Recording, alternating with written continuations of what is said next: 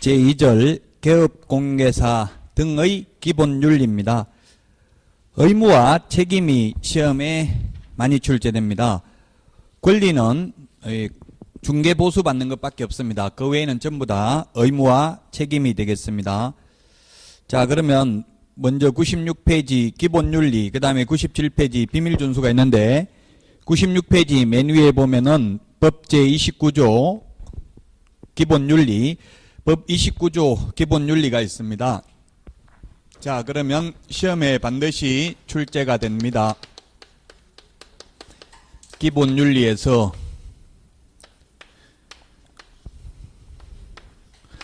첫 번째, 개업공인중개사와 소속공인중개사는 전문직업인으로서 품위를 유지하고 신의와 성실로서 공정하게 중개 업무를 수행해야 된다. 이 품위유지, 신의성실, 공정중개 이것은 개업공인중개사와 소속공인중개사에게만 해당되는 내용입니다. 그 다음에 성관주의 의무가 있습니다. 성관주의 의무, 선량한 관리자의 주의 의무가 있는데 이것은 판례로서만 인정하고 있습니다. 판례로 인정되고 있고 법에는 규정이 없습니다. 그 다음에 마지막으로 비밀준수 의무가 있는데 이 비밀준수는 개업공인중개사 등의 비밀준수 의무입니다. 개업공개사 등. 자, 그래서 우리 시험에는 어떤 것이 품위를 손상했느냐, 뭐 예를 들면 중개사무소에서 고스톱을 치면 품위를 손상했느냐 이런 거는 출제되지 않습니다. 다만 이 품위유지, 신의성실, 공정중개는 개업공인중개사와 소속공인중개사에게만 해당되고 중개보조원에게는 규정이 없다는 점을 주의해야 되겠고, 그 다음에 선량한 관리자의 주의 의무는 평범한 사람, 보통 사람, 평균치 사람이 지켜야 될 의무만 지키면 된다는 뜻입니다. 그래서 우리 개업공개사가 가령 1억 원의 재산상 손해를 입혀도 개업공개사가 1억 100% 배상하라고는 하지 않습니다. 왜냐하면 평범한 사람, 보통 사람, 즉 고도의 주의 의무가 있는 게 아니라 선량한 관리자의 주의 의무만 있기 때문에 의뢰인도 절반의 과실은 있다. 이게 판례의 태도라고요. 그래서 항상 100% 배상하는 건 절대 없습니다. 아마 뉴스에 나오는 거 보면 어떤 중개사고 나면 의뢰인 과실 비율도 뭐 30% 있다. 이런 식으로 출제가 됩니다. 나옵니다. 뉴스에 보면. 그래서 이 판례로서만 인정되고 있고 고도의 주의 의무가 있는 것이 아니라 선량한 관리자의 주의 의무가 있다.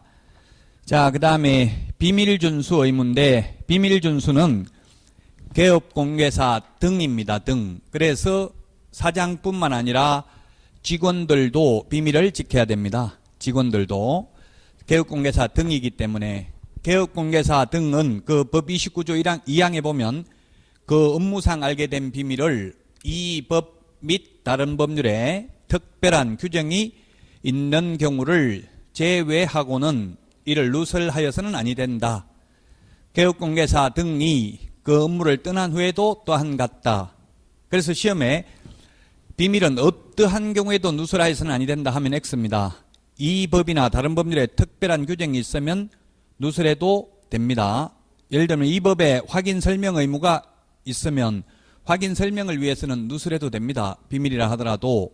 또 민형사소송법상 재판에 증인으로 출석하거나 국회 정언감정에 관한 법률에 의해서 청문회 증인으로 출석한 경우는 진실을 말해야 되기 때문에 비밀 누설해도 됩니다. 따라서 어떠한 경우에도 누설해서는 아니 된다 하면 X. 그 다음에 그 업무를 떠난 후에도 또한 같다라고 돼 있기 때문에 시험에는 폐업하면 누설해도 된다. X죠? 그 직을 그만두면 누설해도 된다. X입니다. 영원히 준수해야 됩니다. 비밀준수는. 그리고 이 비밀준수 의무를 위반하면 1년 이하의 징역이나 1,000만 원 이하의 벌금에 처합니다.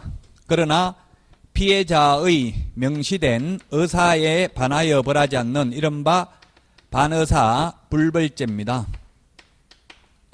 반의사 불벌죄.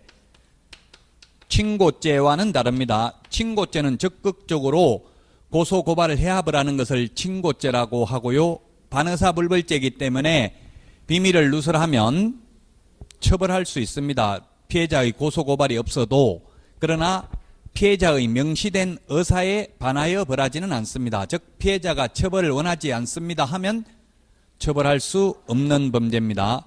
폭행죄라든지 명예훼손죄라든지 이런 게 반의사불벌죄입니다.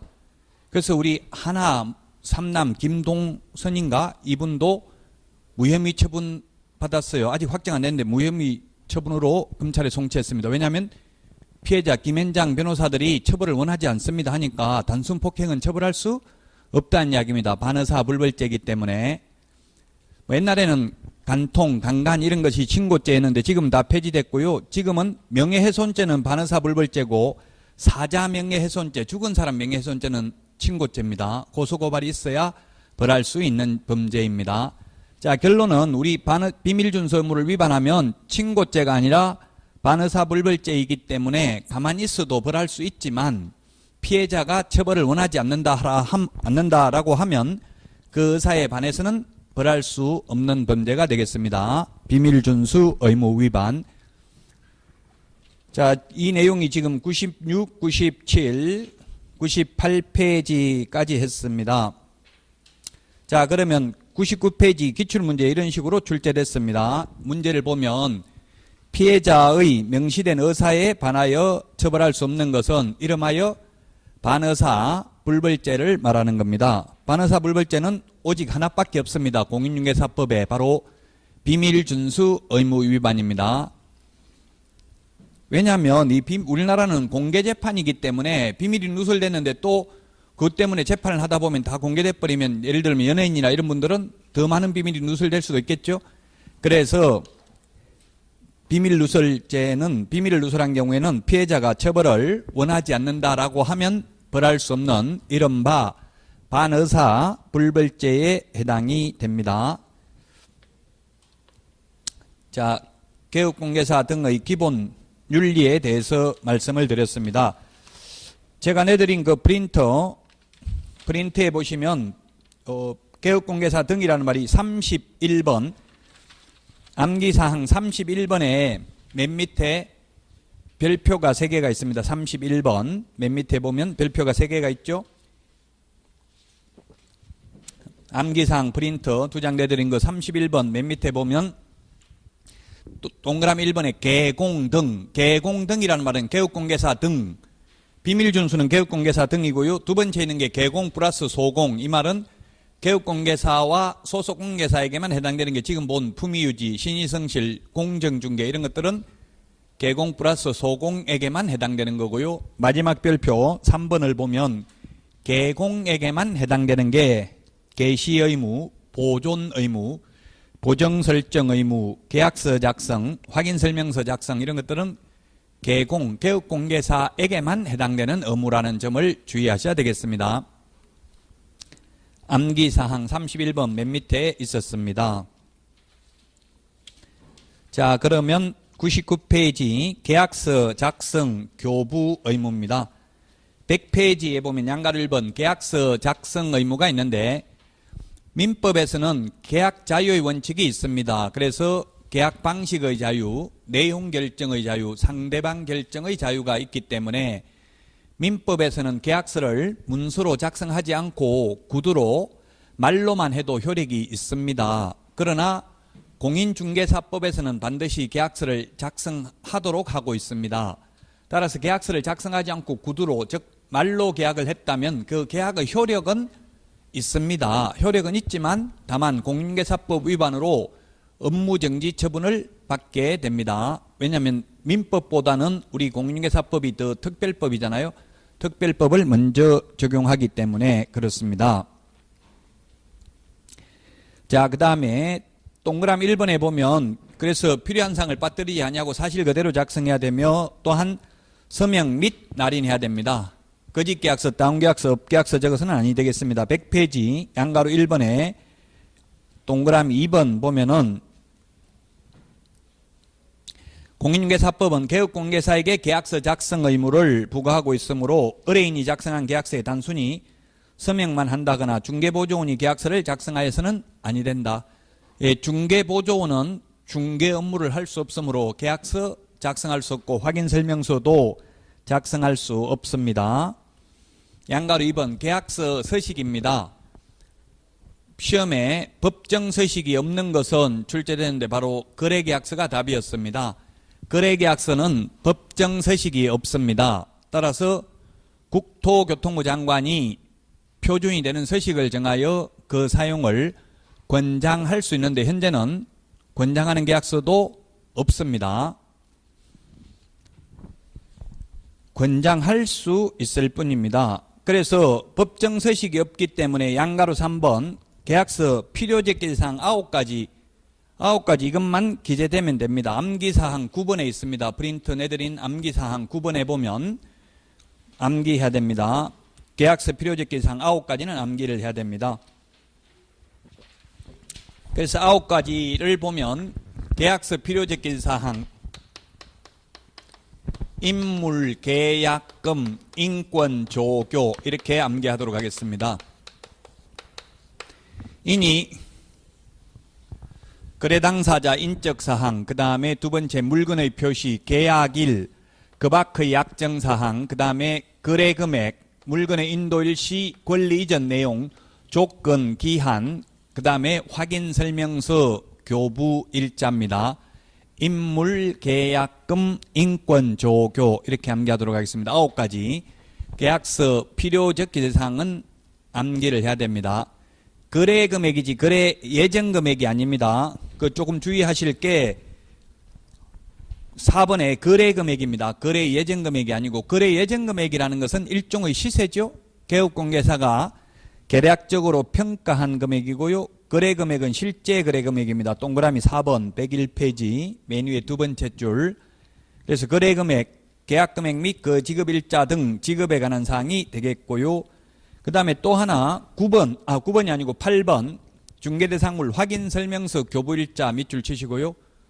제가 암기사항에는 맨 마지막에 넣어놨잖아요. 확인설명서 교부일자 순서는 좀 바뀌었는데 이 확인설명서 교부일자가 왜 계약서에 기재되었냐 하면은 옛날에는 없다가 신설됐어요. 최근에. 그 이유는 옛날에는 중개보수를 받으면 영수증을 교부하고 5년 동안 영수증을 보존할 의무가 있었습니다. 그런데 지금은 중개보수 영수증을 교부할 의무도 없고 보존할 의무도 없습니다. 그렇게 되니까 이제 중개보수를 초과해서 받을 개연성이 높아졌죠. 그래서 초과해서 받을 수 없도록 하기 위해서 확인 설명할 때 중개보수 산출 내역을 설명해야 되고 확인설명서에 중개보수 산출 내역을 기재해야 되고 거래계약서에 확인설명서 교부일자를 기재함으로써 3중의 보안장치를 마련함으로써 중개보수를 초과해서 받을 수 없도록 하기 위한 조치가 되겠습니다. 9개 별표해 놓으시고 계약서 필요적 기재사항 암기해야 됩니다. 양가로 4번 계약서 서명 및 날인입니다. 계약서 서명 및 날인인데 서명 및 날인하는 것은 오직 두 가지밖에 없습니다. 서명 및 날인하는 것은 이 거래계약서와 확인설명서 두 개밖에 없습니다. 확인설명서 두 개밖에 없습니다. 나머지 모든 서류는 서명 또는 날인입니다. 서명 또는 날인. 그래서 옛날에 우리 동사무소 같은데 뭐 서류 떼려고 하면 다 도장 있어야만 했죠. 근데 지금은 서명 또는 인 이렇게 돼 있어요. 동사무소 모든 서식이. 우리도 모든 서식은 서명 또는 날인 이렇게 돼 있습니다. 그런데 딱 두 가지 계약서와 확인설명서는 서명 및 날인 둘 다 해야 된다고요. 서명도 하고 날인도 해야 된다. 가장 중요한 서류라는 이야기죠. 이 두 개만 서명 및 날인입니다. 그 외에 예를 들면 전속중개계약서, 부동산거래신고서, 사무소 이전신고서, 휴폐업신고서 이런 거 전부 서명 또는 날인합니다. 모든 서류 다른 것은 이것만 서명 및 날인이다. 자, 그러면 서명이 뭐냐? 법조문에는 없는데 국토부 유권해석은 서명은 서명, 글서자, 이름명자, 자필로 성명을 적는 게 서명입니다. 자, 근데 우리 등기법이나 또는 공법 같은 데 보면 기명날인이라고 있습니다. 기명날인. 기명날인이라는 말은 뭐냐 하면 서명은 자필로 성명을 적는 게 서명날인이고요. 책임의 소재를 더욱더 명확하게 하기 위한 조치이고, 기명날인은 성명이 기재되어 있으면 돼요. 예를 들면 스탬프 도장 찍으면 돼요.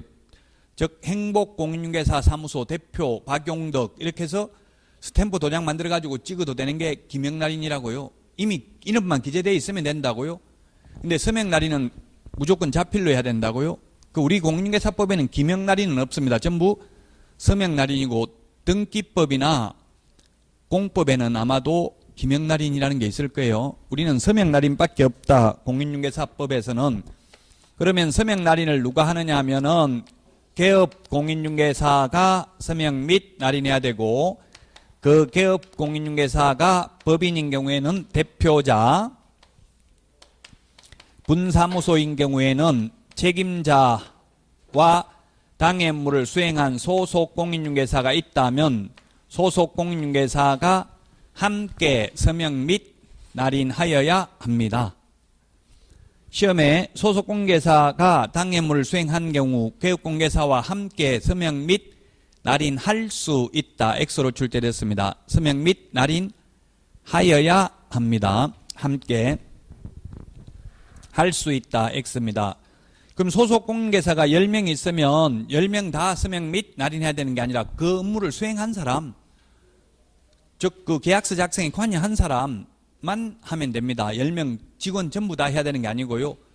그리고 중개보조원은 서명 및 날인할 의무는 없습니다. 그런데 중개보조원이 개업공개사와 함께 서명 및 날인을 하더라도 공인중개사법 위반은 아니라는 게 시험에 출제됐습니다. 왜냐하면 보조원이 함께 해도 국민들에게 피해되는 건 없잖아요. 할 의무는 없지만 그런 것들이 시험에 출제됐습니다.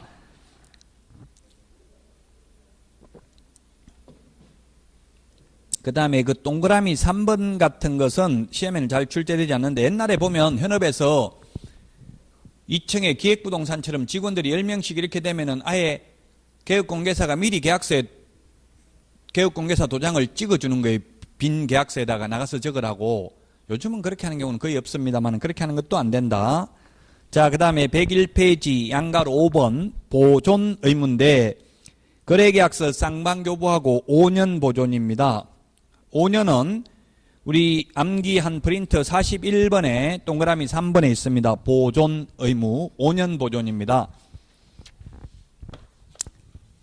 참고로 보존 의무를 미리 예습을 해보겠습니다. 오늘은 계약서 보존하는 거 하나만 기억하면 됩니다.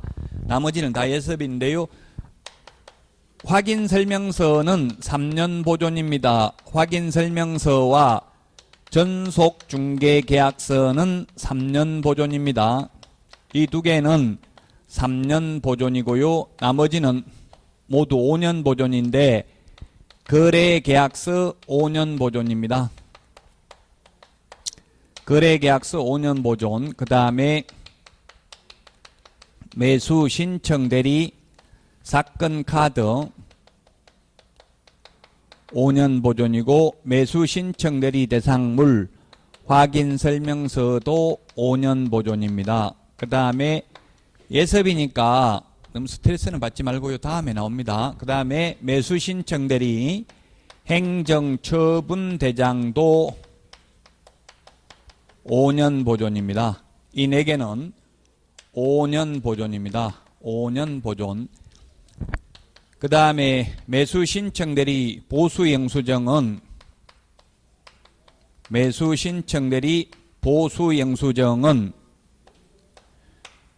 교부할 의무는 있는데 보존할 의무는 없습니다. 보존할 의무는 없다. 중개보수영수증은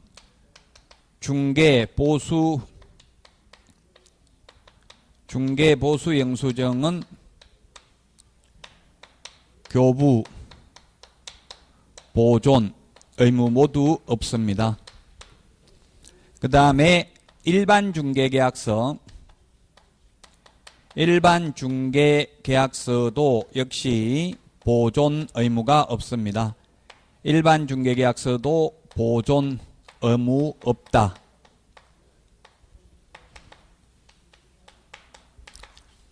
예, 보존하는 건 5년짜리와 3년짜리 두 가지가 있습니다. 오늘 기억하는 거는 계약서 5년 보존 하나만 알면 돼요. 근데 우리 책에 나와 있는 보존을 전부 다 한번 정리를 해봤습니다. 시험 보기 전까지는 이런 식으로 비교를 해야 됩니다. 비교되지 않는 지식은 지식이 아니라는 말이 있습니다. 시험에는 비교하는 거 위주로 출제됩니다.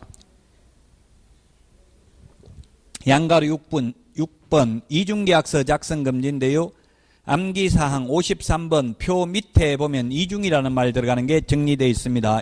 양가로 6번 이중계약서 작성 금지인데 이중이라는 말 들어가는 것도 한 번 더 다시 한번 시험에는 반드시 나오니까 계속 반복을 해야 됩니다. 이중 등록이 있고 이중 소속이 있고 그 다음에 이중 사무소가 있고 그 다음에 이중 사무소하고 똑같이 처벌받는 게 소위 이동이 용이한 임시중개시설물 해가지고 소위 뜻다방입니다. 뜻다방이 있고 그 다음에 이중계약서가 있고 이중지급이 있는데 이중등록, 이중소속은 절대적 취소 사유에 해당됩니다. 이중등록, 이중소속은 개업공인중개사의 경우에는 절대적 취소고요. 그 다음에 소속 공인중개사는 이중소속을 하면은 자격정지 사유입니다. 자격정지 사유에 해당이 됩니다. 그 다음에 이중사무소, 이중계약서는 개업공인중개사의 경우에는 임의적 취소 사유에 해당되고 소속 공인중개사의 경우에는 역시 자격정지 사유에 해당이 됩니다. 이중직업은 개인인 경우에는 탑법에서 규제하지 않는 한 적법행위입니다. 근데 법인인 경우에는 법 제14조에 규정된 업무 6가지 외의 업무를 하면 임의적 취소, 상대적 취소, 취소할 수 있다. 다 같은 뜻입니다. 그냥 줄여서 저는 임취라고 하겠습니다. 임의적 취소할 수 있다. 그 다음에 이중등록, 이중소속, 이중사무소, 임시중개시설물 요건 1년 이하의 징역이나 1,000만 원 이하의 벌금이다. 지금 암기사항 53번 프린터 밑에 정리는 되어 있습니다. 자, 그 다음에 위반시 제재입니다. 102페이지. 위반시 제재인데 이중계약서를 적으면 개업공인중개사는 이중계약서가 등록을 취소할 수 있고 소속공인중개사는 자격정지입니다. 그 외에 소속공인중개사는 다 자격정지죠. 서명 날인하지 않는 경우도 자격정지입니다. 그러나 계약서를 5년간 보존하지 않는 경우, 그 다음에 계약서를 교부하지 않는 경우에는 개업공인중개사는 업무정지지만 소속공인중개사는 처벌 규정이 없어요. 소속공인중개사가 5년 동안 보존할 수 없다고. 왜? 5년 되기 전에 자기가 먼저 잘리니까. 따라서 보존 의무나 교부 의무나 계약서 작성 의무는 개업공인중개사에게만 부여된 의무라고요. 소속공인중개사는 의무사항이 아닙니다. 102페이지 7번에 위반시 제재가 나와 있습니다. 소속공인중개사는 모두 처벌받는 것은 자격정지밖에 없고요. 개업공인중개사는 이중계약서는 등록을 취소할 수 있고 서명 날인이나 보존하지 않거나 교부하지 않는 경우는 업무정지 사유가 되겠습니다. 자, 그래서 우리 교재 102페이지 그 중간에 표에 보면 3년 보존, 5년 보존, 쌍방교부, 일반교부 별표해 놓으세요. 그 표에 정리가 돼 있죠. 102페이지 중간에 표 정리되어 있는 거 이런 것들을 비교해서 정리를 하셔야 된다. 자, 그러면 문제 보겠습니다. 102페이지 문제를 보면 1번 옳은 것인데 표준 서식으로 계약서를 작성해야 된다. 틀렸죠. 계약서는 국토교통부 장관이 표준 서식을 정하여 그 사용을 권장할 수 있습니다. 현재 권장하는 계약서도 없죠. 또 권장하더라도 사용할 의무는 없습니다. 그래서 틀렸고 2번은 계약서 3년 보존이 아니고 5년 보존이라고 했어요. 확인설명서 전속중개계약서 3년 보존이고요. 그 다음에 3번은 보존하지 않을 경우에는 업무정지 사유고요. 그 다음에 확인설명서 교부일자도 계약서 필요제기 대상이다. 인물계약금, 인권조교, 교가 맨 마지막 교가 확인설명서 교부일자입니다. 5번 분사무소의 소속공인중개사가 중개행위를 한 경우 그 소속공인중개사와 분사무소의 책임자가 함께 계약서에 서명 및 날인해야 된다. 예, 여기 있죠. 서명 및 날인. 개업공개사가 서명 및 날인해야 되고 법인인 경우 대표자, 분사무소인 경우는 책임자, 당임무를 수행한 소속공개사가 있다면 소속공개사도 함께 서명 및 날인해야 된다. 분사무소인 경우 책임자와 소속공개사가 하면 됩니다. 그래서 5번이 정답이 되겠습니다. 계약서 작성에 대해서 말씀드렸습니다. 자, 다음은 103페이지 확인설명입니다. 확인설명. 우리 107페이지에 보면 표, 가운데 별표 해놓으시고 107페이지. 107페이지 가운데 표가 있는데 그 표를 다시 제가 한번 그려보도록 하겠습니다. 확인 설명과 확인 설명 의무가 있고 그 다음에 확인 설명서 작성 교부 의무가 있습니다. 자, 확인 설명 시기가 언제인지, 그 다음에 대상, 확인 설명 대상, 그 다음에 확인 설명 방법, 그 다음에 위반 시 제재.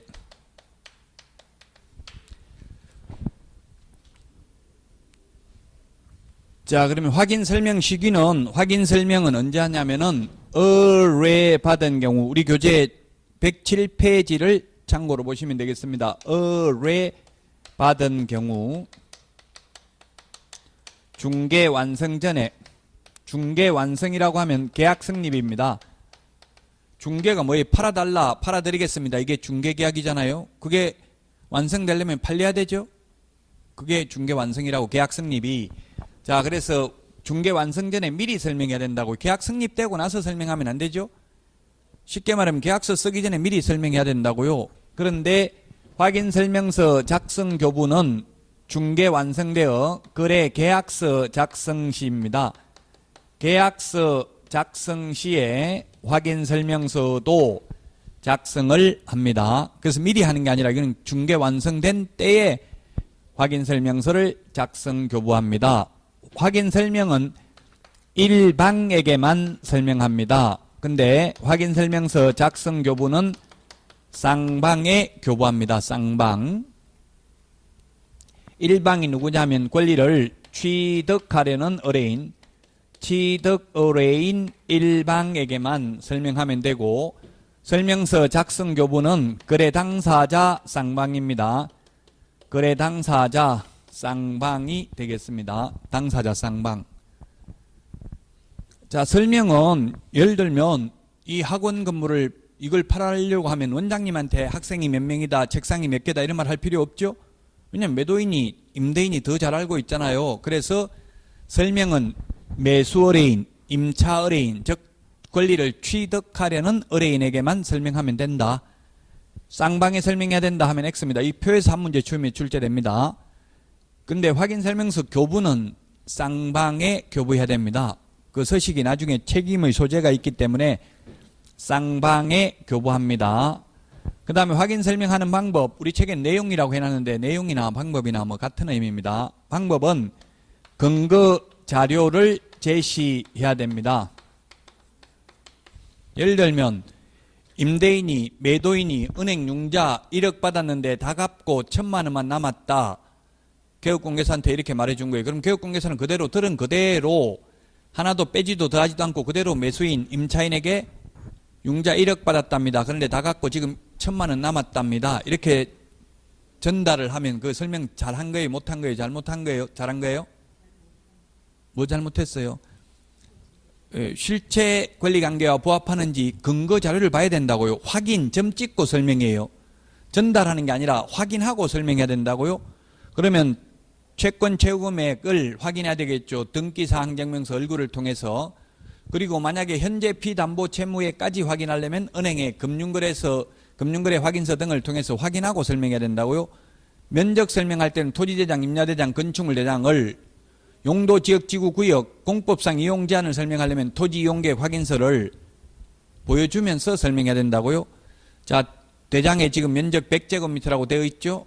그래서 100제곱미터입니다. 이런 식으로 근거 자료를 제시하면서 설명해야 된다고요. 의뢰인한테 들은 바를 전달하는 게 확인 설명이 아닙니다. 실체 권리관계와 부합하는지 확인하고 설명해야 됩니다. 근거 자료를. 근데 확인 설명서 작성 교부할 때에는 근거 자료를 교부하는 게 아닙니다. 확인 설명서 서식을 교부합니다. 확인 설명서 서식을 1의 서식부터 4의 서식까지 서식을 교부합니다. 그래서 등기사항 증명서 같은 걸 교부할 의무는 없다고요. 설명할 때 보여는 줘야 되지만 이론적으로 시험에 나오면. 그런데 현업에 가서는 우리가 현업에서는 지금 교부하는 게 딱 3가지잖아요. 계약서, 확인설명서, 보정설정증명서류 3개만 교부하면 되거든요. 법적 의무는. 근데 현업에서는 그거 말고도 등기사항증명서, 토지이용계획 확인서, 토지대장, 임야대장 이런 거 떼본 공시지가 확인은 예를 들면 이런 떼본 서류들도 다 교부하니까 좋아하더라고요. 일을 많이 한 것처럼 보여지잖아요. 근데 법적으로는 교부할 때는 근거자료는 교부할 의무가 없고 확인설명서 서식을 교부하면 돼. 서식에 빈칸 다 채워가지고 그걸 교부하면 돼요. 서식에 빈칸이 남아있는 그 자체가 확인설명서 작성 의무 위반입니다. 업무정지 대상이 돼요. 무조건 빈칸은 남겨두면 안 돼. 해당 사항 없음, 공란 이런 거다 적어야 돼요. 왜냐하면 뭐 빈칸에다가 의뢰인이 다른 거 적어놓고 네가 적었잖아 이렇게 하면 나중에 논란의 대상이 되잖아요. 그래서 항상 예를 들면 이게 시험에는 안 나오겠지만 계약서를 쓰더라도 다 쓰고 나면 끝, 이하, 여백 이렇게 해야 돼요. 현업에서는. 안 그러면 이게 빈칸에다가 막 적어놓고 네가 특약 적었잖아. 개업공개사한테 이렇게 뒤집어 씌우면 의뢰인이 판사가 볼 때는 헷갈리죠. 그래서 반드시 공란을 남겨두면 안 된다고요. 확인설명서 서식도. 자, 그 다음에 위반시 제재인데 확인설명을 위반하면 개업공개사는 500만 원 이하의 과태료고요. 그 다음에 소속공인중개사가 소속공인중개사는 확인설명할 의무는 없어요. 의무가 없는데 설명을 하면서 잘못 설명하거나 근거자료를 제시하지 않거나 이렇게 하면은 자격정지 사유입니다. 안 해도 되는데 하면서 잘못하면 자격정지 사유라고요. 그 다음에 확인설명서 작성, 교부, 보존 의무는 개업공개사에게만 있습니다. 개업공개사는 업무정지입니다. 업무정지 사유가 되겠고요. 소속공개사는 아예 의무 자체가 없습니다. 교부할 의무도 없고 보존할 의무도 없습니다. 다만 소속공개사는 서명 및 날인을 하지 않았다면 그 의무를 수행하고도 자격정지 사유가 되겠죠. 자, 이게 확인설명과 확인설명서 작성 교부의 차이점입니다. 105페이지, 그럼 105페이지. 양가로 1번 확인설명 방법은 근거자료 제시해야 된다고 했고요. 양가로 2번 확인설명해야 될 사항은 암기사항 프린트 내드린 거 6번에 있습니다. 9가지 암기해야 됩니다. 9가지 확인설명해야 될 사항, 기권, 가공, 상태, 환지세, 저는 이렇게 암기하도록 하겠습니다. 9가지입니다. 그 기본적 사항, 그 다음에 2번째 권리관계, 3번째 거래 예정 가격이라고 했는데 예정 가격이나 예정 금액이나 같은 의미예요. 일종의 시세죠. 그 다음에 중개보수 산출 내역, 토지 이용계획, 공법상 이용제한 거래 규제, 그 다음에 시설물의 상태, 벽면 및 도배 상태, 그 다음에 환경조건, 입지조건, 취득 관련 조세의 종류 및 세율, 취득 관련 조세만 설명하면 되고 양도 관련 조세나 보유 관련 조세는 설명할 의무가 없죠. 지금 내년 4월 달부터 양도소득세는 바뀌었잖아요. 여러분도 시험 범위에 들어가죠. 조정지역에서 2주택인 경우에는 기본 세율에다 6%, 양도소득세 기본 세율이 6%에서 40%까지 5단계 초과 누진 세율인데 거기에다가 플러스 10%를 한다는 얘기. 2주택은 그럼 16%부터 50%까지가 되겠죠. 3주택인 경우는 20%를 플러스 시켜요. 그럼 26%에서 60%까지가 되겠죠. 3주택이면. 그리고 2주택, 3주택인 경우 조정지역에서는 장기보유 특별공제도 인정하지 않는다. 그 다음에 내년부터는 양도소득세가 분양권인 경우는 무조건 50%다. 지금 현재는 양도소득세가 분양권인 경우 1년 안에 팔면 50%, 2년 안에 팔면 40%, 2년 넘으면 6%에서 40%까지인데 이제 내년부터는 일률적으로 분양권은 무조건 50%, 등기하기 전에 팔면 무조건 양도소득세 50% 내야 된다고요. 이게 내년부터 바뀐 세법입니다. 이런 거는 의뢰인한테 설명할 의무는 없어요, 법적으로는. 근데 현업에 나가면 알아야 돼요. 왜냐면 의뢰인들이 묻는데 나는 그건 시험에 안 나오니까 모른다 이렇게 하면 안 되겠죠. 그래서 현업에 나가면 세법이 어떻게 보면 가장 중요합니다. 자, 확인 설명해야 될 거 9가지. 기권, 가공, 상태, 환지세 같이 해볼까요? 같이 시작.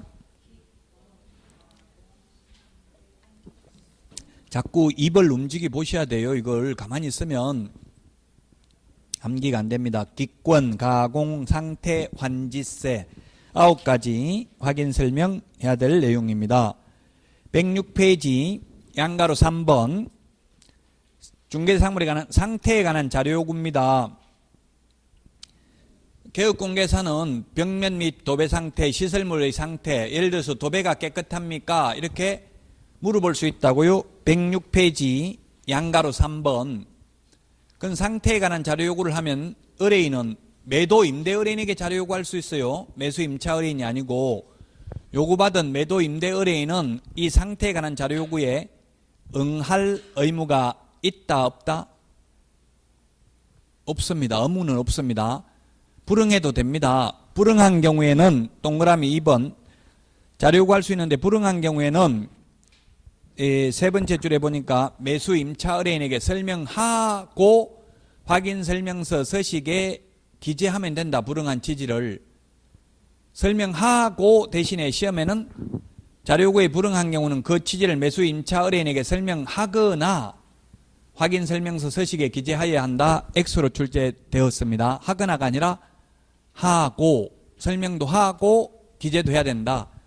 자, 그러면 예를 들면 도배가 깨끗합니까? 이렇게 임차인이 물었어요. 개업공개사한테. 그러니까 개업공개사가 제가 주인한테 물어보겠습니다. 이렇게 했는데 나중에 주인한테 물어보니까 안 알려줘서 나도 모르겠습니다. 이렇게 적어주면 된다고요. 그러면 현실적으로 계약이 되겠어요? 안 되겠어요? 계약이 안 되겠죠. 현실적으로는. 이론적으로는 불응해도 된다. 현실적으로는 어떻게든지 알아내야 된다. 그래서 공부 너무 잘하는 분들은 현업을 못해요. 솔직히 말하면. 왜냐면 이거 불응해도 된다 이렇게 기억하고 있으니까 불응 안 하게 어떻게든지 친화력을 발휘해서 알아내야 되겠죠. 현실적으로는. 시험에 나오면 불응해도 된다. 꼭 응할 의무는 없습니다. 자, 그 다음에 확인 설명서 아까 쌍방교부 말씀드렸고요. 107페이지 서명 및 날인. 서명 및 날인은 똑같아요. 계약서하고 확인 설명서 둘 다 서명 및 날인하는 게 똑같다고요. 개업공개사가 해야 돼. 개인이면. 단 법인인 경우는 회사면 대표자, 분사무소면 지사, 지점이죠. 분사무소인 경우는 책임자 플러스 당해물을 수행한 소속공개사가 서명 및 날인하여야 한다. 그 다음에 4번 확인설명 의무 위반에 대한 제재입니다. 개업공개사의 경우 여기 있죠. 확인설명. 개업공개사는 확인설명하지 않거나 근거자료 제시하지 않는 경우 500만 원 이하의 과태료입니다. 이게 옛날에는 업무정지에서 500만 원 이하의 과태료로 바뀌면서 이게 제재가 완화된 겁니까? 강화된 겁니까? 업무정지에서 500만 원 과태료로 바뀌었거든요. 이게 완화된 거예요? 강화된 거예요? 국토부에서는 완화시켰다고 발표했어요. 왜냐하면 업무를 6개월 못한다고 생각해보세요. 월세 내야 되고 문 닫아놓고 손님도 못 받고 한 건 하면 100만 원, 500만 원 벌 수도 있는데 그래서 문 닫고 있는 것보다는 차라리 과태료 내고 업무는 할 수 있도록 허용한 거예요. 더 완화시킨 거예요. 왜냐하면 확인 설명은 민원인이 의뢰인이 민원 제기하면 무조건 위반할 수밖에 없어요. 우리가 뭐 일조, 소음, 진동 이런 거 다 설명해야 되는데 그거 다 할 수가 없죠. 정확하게 하기는. 그 민원이 무조건 예를 들면 비선호시설 설명을 해야 돼요. 호, 불호는 좋아하는지 안 좋아하는지는 개인차가 있잖아요. 그걸 개인이 좋아하는지 안 좋아하는지 어떻게 다 알고 설명하냐고요. 예를 들면 뭐 주유소 이게 비선호시설이 될 수도 있어요. 사람에 따라서는 비선호시설이 될 수 있죠. 또 백화점이 저도 지금 집 앞에 바로 그 이마트 트레이더스가 들어오더라고요. 그게 창고형 매장. 그런 게 들어오면 그 좋아요, 안 좋아요? 바로 집 앞에 도로만 하나 건너면 생겨버렸어요. 너무 가까이 있으면 안 좋은 거예요. 아무리 좋은 것도.